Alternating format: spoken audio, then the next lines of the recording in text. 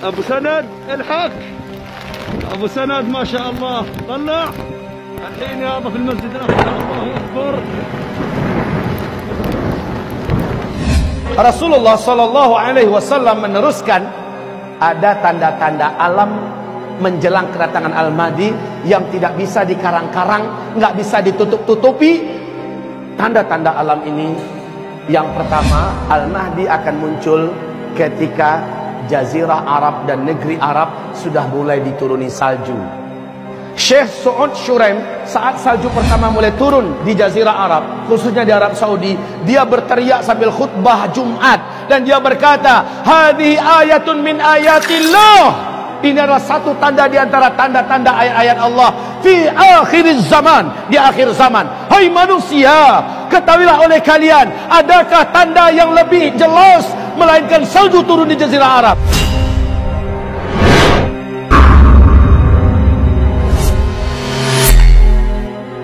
Bapak tadi dengar saya menyebutkan Al-Mahdi enggak? Di mana kemunculan Al-Mahdi? Setelah terjadinya dukhan. Rasulullah bersabda, saat Al-Mahdi muncul, kalian sudah kembali seperti zaman sekarang, kata Nabi. Kalian akan berperang bersama Al-Mahdi menggunakan pedang, menggunakan panah, menggunakan tombak, dan kalian akan berlari berjalan di atas kaki kalian. Kalian akan menunggang kembali kuda-kuda perang kalian. Tumma'udtum min haitsu bada'tum wa'udtum min haitsu bada'tum wa'udtum min haitsu bada'tum. Saat Al-Mahdi muncul, kondisi kalian ketika itu sudah kembali secara total dan sempurna seperti hari ini, kata Rasulullah sallallahu alaihi wasallam. Kita dipaksa oleh Allah hidup menjadi manusia seperti zaman dulu, serba manual. Aneh. Ini Al-Mahdi setelah dukhan. Albert Einstein, Bapak ingat nggak dengan orang ini? Namanya Albert Einstein, bapak fisika dunia, konon katanya begitu. Beliau ditemui oleh lebih dari 2000 wartawan seluruh dunia, termasuk dari negara-negara maju yang sedang berlomba-lomba membangun industri-industri nuklir, pabrik-pabrik senjata modern dalam persiapan Perang Dunia Ketiga. Wartawan ini mendesak Albert Einstein, Tuan Albert, apa pandangan engkau Perang Dunia Ketiga nanti seperti apa? Mereka ingin dengar. Mula-mula Albert Einstein nggak mau jawab, Pak. Tapi karena dipaksa, akhirnya dia berkata, kalian nanti akan berperang dengan senjata manual pada Perang Dunia Ketiga. Saya tidak tahu senjata seperti apa yang akan kalian gunakan, tetapi yang pasti tidak ada satupun nuklir yang kalian buat hari ini pada Perang Dunia Ketiga masih bisa kalian pakai. Tidak ada satupun pesawat yang hari ini kalian buat pada Perang Dunia Ketiga bisa kalian pakai. Kalian semua akan kembali kepada senjata manual. Lihat, Albert Einstein meyakinkan kepada 2000 wartawan lebih, Perang Dunia Ketiga sudah dimulai nanti dengan senjata manual. Wajar, Pak, di YouTube Bapak lihat apa kerjaan orang Eropa hari ini. Mereka mulai membuat senjata-senjata manual yang unik-unik dan aneh-aneh.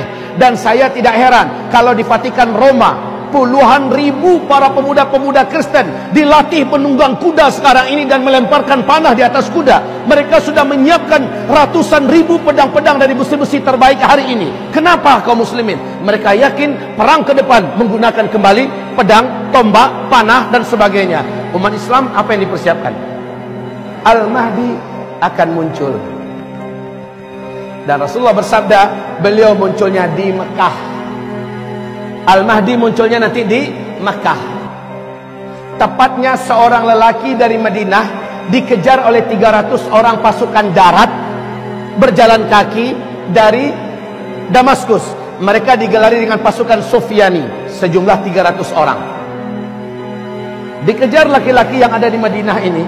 Ciri-cirinya melengkapi seluruh ciri-ciri yang ada pada Al-Mahdi. Laki-laki ini tahu bahwa dia yang dimaksud, dia pun lari. Saat dia meninggalkan Madinah, melintasi Zulhulaifah, lalu lewat Al-Baida dan terus menuju Makkah, mereka 300 orang yang mengejar sampai di Al-Baida.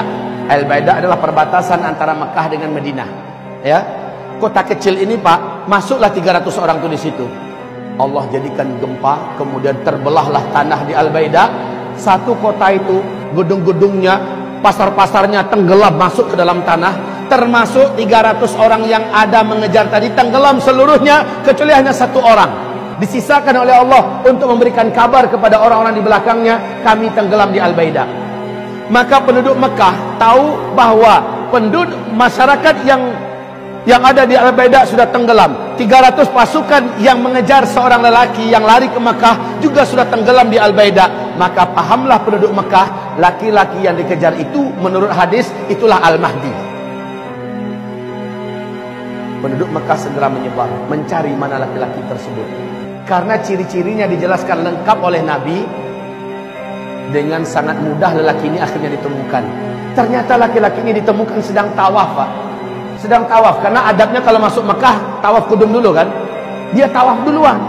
Tawaf walaupun nunduk-nundukkan muka, nggak kepengen ketahuan. Nah, kaum muslimin, ini Al-Mahdi malah menyembunyikan wajahnya. Tapi ditangkap oleh orang beriman. Kawan-kawan, ini dia lelakinya. Dipaksa untuk mau menerima baiat. Mula-mula dia tidak mau. Dia menolak. Dia minta waktu.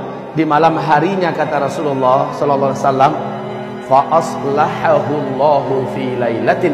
Allah pun mengislah keadaannya dalam satu malam. Al-Mahdi yang sebenarnya memang dialah Al-Mahdi tidak mau, sebenarnya dia tidak mau, tapi Allah kuatkan hatinya dalam satu malam sehingga dia besoknya siap untuk dibaiat. Allah jadikan dia memiliki kemampuan kepemimpinan yang sebelumnya dia tidak punya. Aslahahu Allahu fi lailah. Allah berikan dia bekal-bekal kepemimpinan. Allah berikan bagaimana cara menyatukan dunia, bagaimana cara menaklukkan musuh-musuh, bagaimana cara bla bla bla diajarkan oleh Allah dalam satu malam. Perbaiki keadaannya sehingga besok dia siap untuk dibaiat. Di Mekah, tepat di antara rukun Hajar Aswad dengan Maqam Ibrahim, disitulah dia menerima baiat. Baik kaum muslimin, Rasulullah sallallahu alaihi wasallam meneruskan ada tanda-tanda alam menjelang kedatangan Al-Mahdi yang tidak bisa dikarang-karang, nggak bisa ditutup-tutupi. Tanda-tanda alam ini, yang pertama, Al-Mahdi akan muncul ketika Jazirah Arab dan negeri Arab sudah mulai dituruni salju.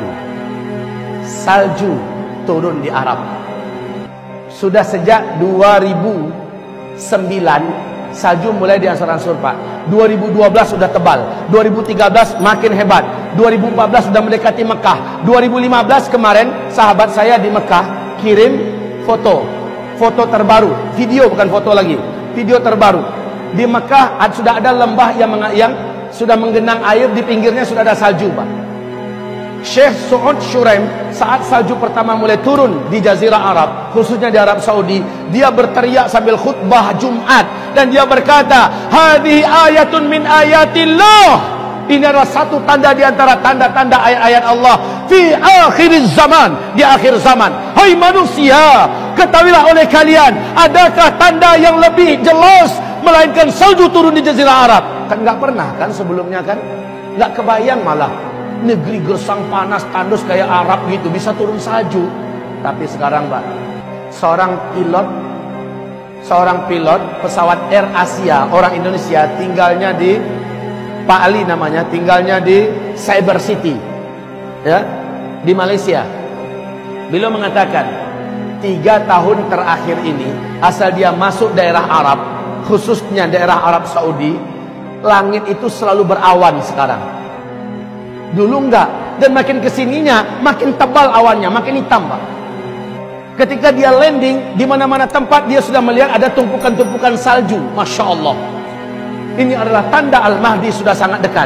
Bukankah Rasulullah bersabda, jika kamu mendengar Al-Mahdi keluar, kamu wajib pergi kepadanya, berbaiat bersamanya walau merangkak di atas salju. Kalimat merangkak di atas salju menandakan sudah tidak ada mobil, sudah tidak ada pesawat, tidak ada helikopter, walaupun jalan kaki, kejar, menyusullah, bergabunglah dengan Al-Mahdi walau merangkak di atas salju.